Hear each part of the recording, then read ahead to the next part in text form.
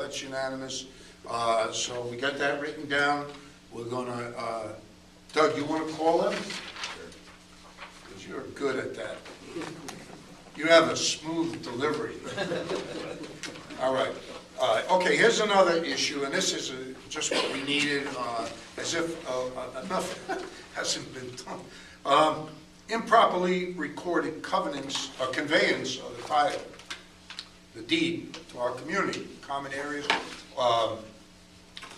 When I was down in the developer's office, development planner's office, I find out that Malpelli never properly conveyed our common areas over to the association.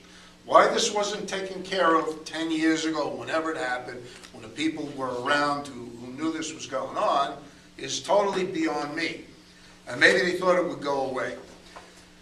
So I found out that you know, we have to investigate this, do a title search, what they call ownership and encumbrance search, and it will need to cover at least the 9 platted parcels, which he has outlined. Now, this attorney is out of the office where we normally deal with Diane Burnside and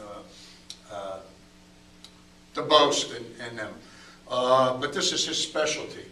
So we talked among ourselves about retaining this guy because, number one, it's got to be done. It's not going to go away, and we want to know everything is legit.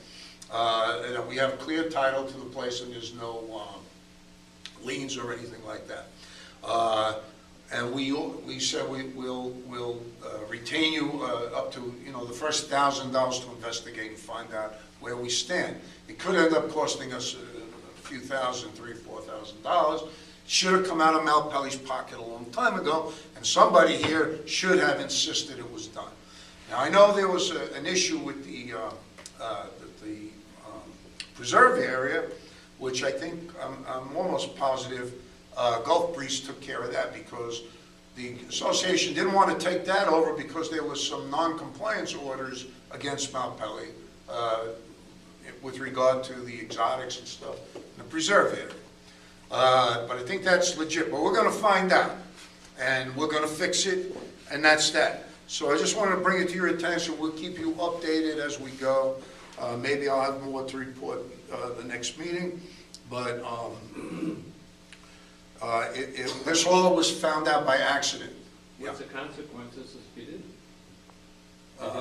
Go for it. Is somebody going to come in and buy those pieces? Technicality, you know, when the crap hits the fan, we don't know what's going to happen. We want to know that we're covered. The courts would be very lenient because it was intended, certainly intended, we have proof that all this stuff was intended to be conveyed to the association for the various purposes.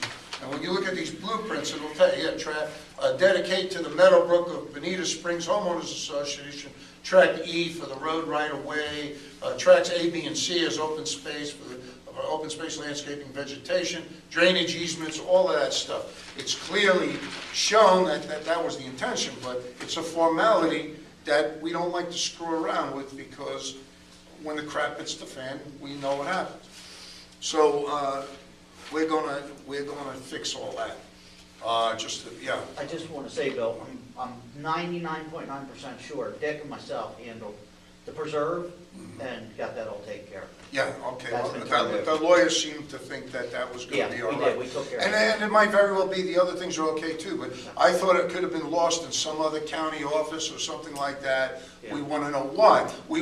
I found out that John Spear is still in touch with Mrs. Malpelli, and I'd like to know, well, if you knew about this, why didn't you do something back then?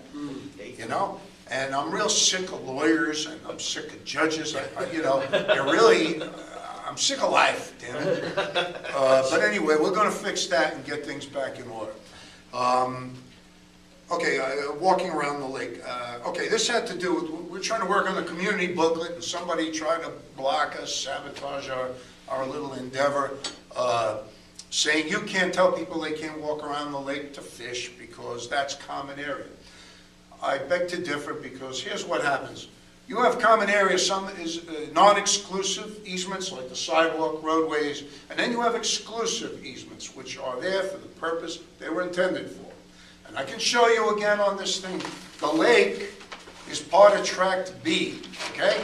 And Tract B includes that 8-foot buffer around the lake that butts up to your 12-foot maintenance easement that, on the property you own. So what we're really talking about is a 20-foot maintenance easement, 8 feet of which belongs to the association and 12 feet which belongs to you.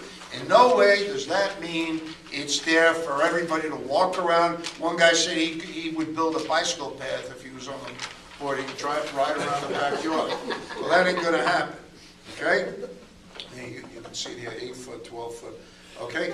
And these things were dedicated, as it says on the front, you read the stuff on the front, dedicated for the purpose of drainage, water management, and operation and maintenance, okay? And then it goes with all the different easements. Utility easement is an exclusive easement for the utility company, the area in front of your house, that 10 feet from the sidewalk in towards your house. Okay, so we have to understand, drainage easement, same thing.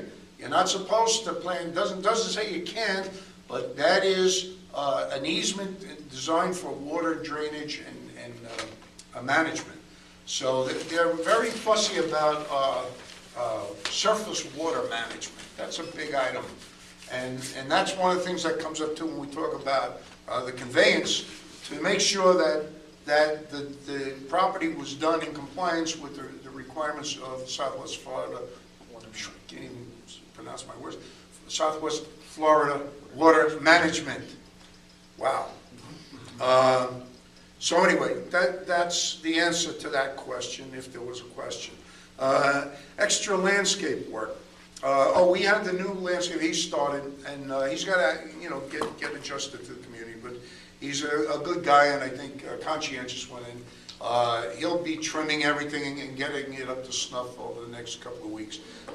We allowed him to put in some, it's called pitch plum. It's Clusia rosea is the Latin name. It's a plant that we put on the berm, a long coconut behind Nick Van Amstel's house. It was all open. Nick had cut down these ficus because they were all diseased from that white fly. And I told him that it's our responsibility to plant along the berm. And it's in the University of Florida, but they like pitch plum. They'll grow nice and full. I hope you're still alive to see it.